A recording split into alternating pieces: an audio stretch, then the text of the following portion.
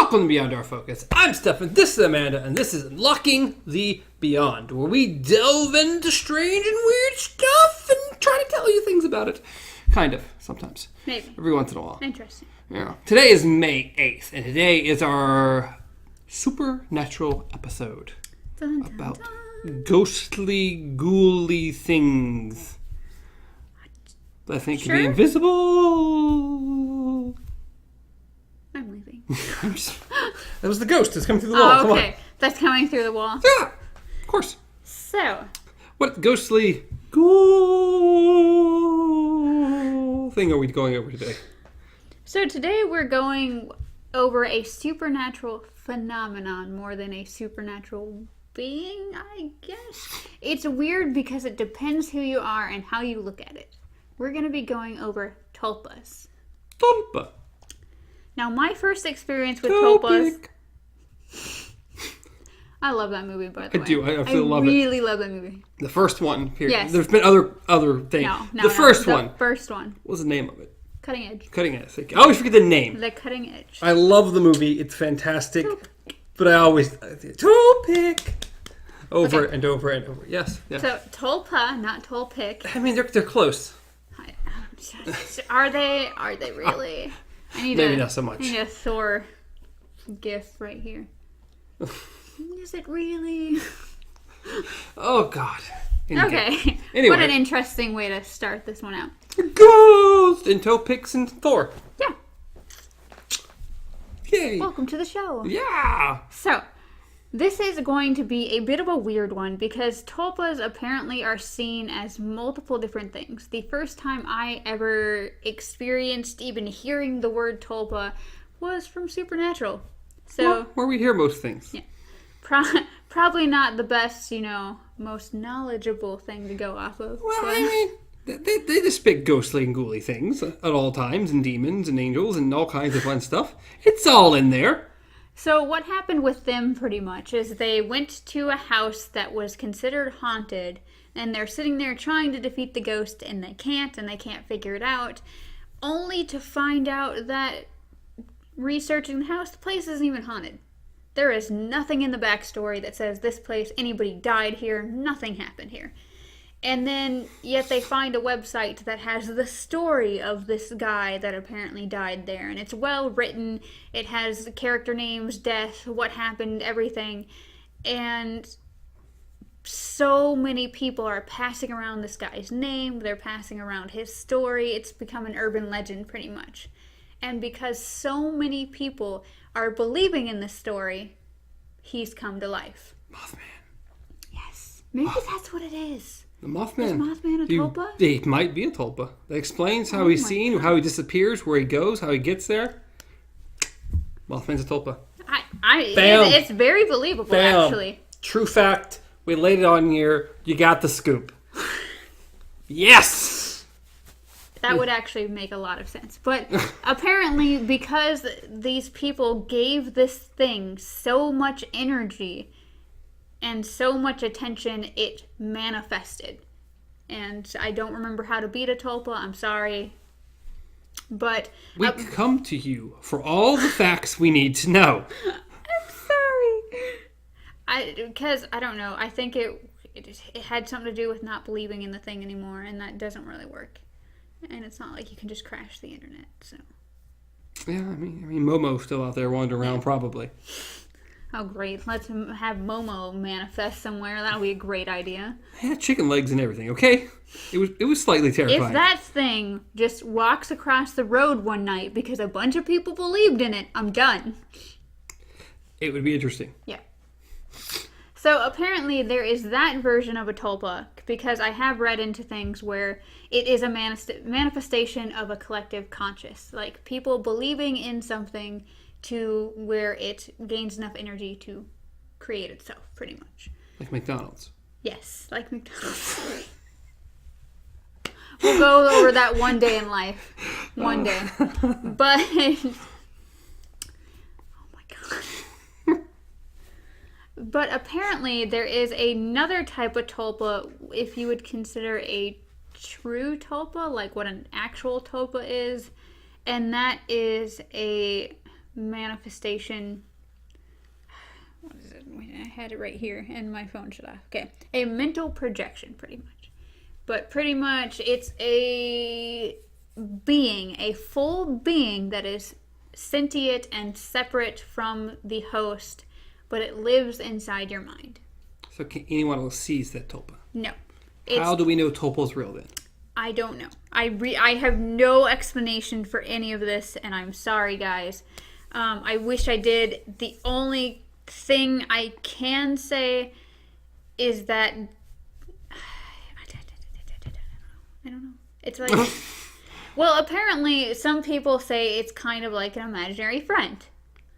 And I mean, to a child, to anyone really, you see them, even if you're just talking to yourself, I guess. Did you have an imaginary friend? Did I have an imaginary friend? I don't believe I did. I don't remember ever having one. I've seen these things depicted in movies, but I've never met. I don't remember. I was also sheltered, so I didn't meet a lot of kids. So I don't know if they had imaginary friends. So I don't know. Do kids actually see their imaginary friend? Are we led to believe they see their imaginary friend? I don't know. It's portrayed in a lot of movies. It's portrayed in like stories people tell about weird things their child has done, like stand in a corner and just talk to nothing. I mean, they are that much closer to Satan than most of us. So, well, as we went over in our dog, and can children and animals see spirits? Yeah, I think spirits or ghosts or something like that. But we also had how do you say it? I don't know, because when I was younger, we all had like really good imaginations. We'd go out and play. We'd write these big stories just in our minds, just interacting with each other, maybe reenacting movies or something that we saw. And it's like, that stuff wasn't in front of you. Obviously, you weren't really fighting anything, but your mind was telling you, yay, let's. So I think that this is a more focused version of that. It is pretty much purely in your mind, and I don't necessarily know if you create it or just feel it and it just sort of builds on itself. One site I found had a total like information packet on it from literally raising your tulpa. Like from starts off with a little baby. You got to give it the imaginary milk to feed it, and I don't think they went that far. You said raising it. I mean, we're raising it from a child, an infant. Well, think more of like raising an science experiment, okay? Put it in a test tube, light a fire underneath it, and watch it grow. Yeah. Okay. Sea monkeys, okay. But apparently it's literally like building a person. Like it's a clone person. Do a giant circle, put a bunch of lines, candles around it. I don't think you're supposed to just. I don't think you're seancing this. Well, I mean, technically, in the other tulpa version, I think you need a certain amount of water, a certain amount of salt. That's sea monkeys. What else does the human body consist of that we can put in the circle to create a human being? I don't remember the ingredients. It's been a while. I don't know. Water, lots of water. And if you do it wrong, you'll maybe lose your entire self or just an arm and a leg. Because to gain something of equal value must be lost. That is the laws of equivalent exchange, to which we found out with Detective Pikachu and Sonic. But beyond that, so apparently there is the folklore, I guess you'd call it, tulpas, where they're created by people believing it. They can be literally seanced like any kind of normal spirit because all these people are believing in this thing, and it just has gained energy from that. Or you have the ones that I believe is from Tibetan Buddhism, where it literally is created in your mind as a sentient being. You can speak to it like it's a normal human. Like that's how you talk to it, and they encourage you to talk to it. And it can't do anything beyond you. Like it can't suddenly just fight people and have superpowers and stuff like that. It is a human being just like you. The only thing it can do that you maybe can't is delve further into different realms, different dimensions, stuff like that. But as far as, helping you with your homework, I don't really know. It's a separate person. Can it be smarter than me? Can it help out? Apparently, they can have separate thoughts. They can have separate feelings. Well, I need the answer to B, okay? And one of the only things they can't do, obviously, is they cannot take control of your body unless you give them control. But most, if not all, tulpas are supposed to be pretty benign and friendly. So you're not having to worry about someone possessing your body. What if Tulpa gets angry? Tulpa Would we like Tulpa when he's angry? You can literally ignore Tulpa. You can literally put Tulpa in a corner and just ignore him. And he can't do anything. You say that now. If it's anything like machines and robots, eventually it's come back and to bite you in the face, but... It will. The one day you need him for that test. He's like, nah, I won't help you, buddy. You left me in that corner too long. Sorry.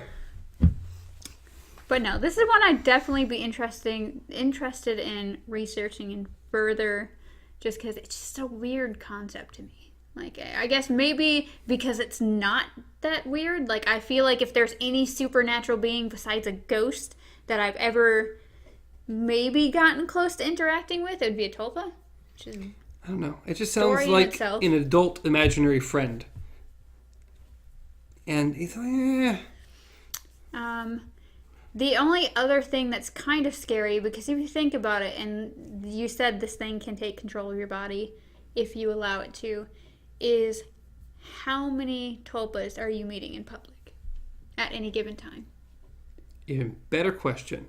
If I get charged with murder, can I blame it on the tulpa? No, because they're benign and friendly. But now they take over your body, and then someone else pisses it off. But it's still, you can... It committed the murder. It wasn't me.